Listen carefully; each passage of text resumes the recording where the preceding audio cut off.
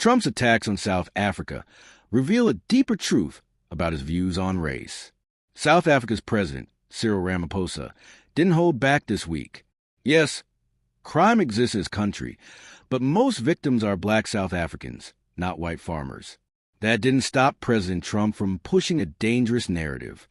In a recent speech, Trump showed graphic images of supposedly murdered white South African farmers, claiming a genocide is happening.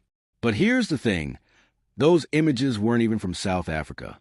They were taken in the Democratic Republic of Congo, nearly 2,000 miles away. This isn't just a mistake. It's part of a pattern, one that many of us have felt for years, but is now impossible to ignore. Let's be clear. Trump's second term has kicked off with an even more aggressive approach to race. It's not just about South Africa. It's about attacks on DEI programs, executive orders that roll back racial equity efforts, and even his push to bring back Confederate monuments, literal symbols of white supremacy. When people of color call this out, we're told we're being too sensitive. But if you've lived it, you know. You feel it in your bones. It's not paranoia, it's lived experience. This week, what many of us fear became visible for the world to see. I spoke with two Milwaukee historians who helped break it down. Trump's use of these false images and lies about South Africa isn't just misinformation, it's propaganda. Al Katani, a filmmaker whose footage from the Congo was misused by Trump, said, "In view of all the world, President Trump used my image, what I filmed, to convince people that black South Africans are killing white people. That's not what happened." Since returning to office, Trump has accused South Africa's government, led by black officials, of human rights abuses.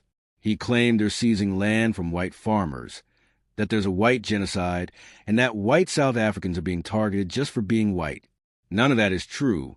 There's been no land seizures. There's no genocide.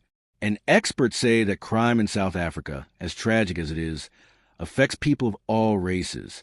Still, Trump cut off all U.S. aid to South Africa and even welcomed a group of white South African farmers to the U.S. as refugees, stoking more panic and resentment based on lies.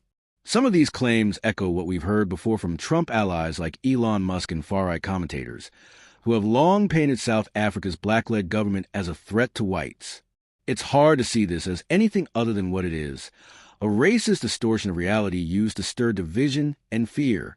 President Ramaphosa traveled to the White House this week to set the record straight and try to salvage what's left of the U.S.-South Africa relationship, a relationship now at its lowest point since apartheid. Think about that.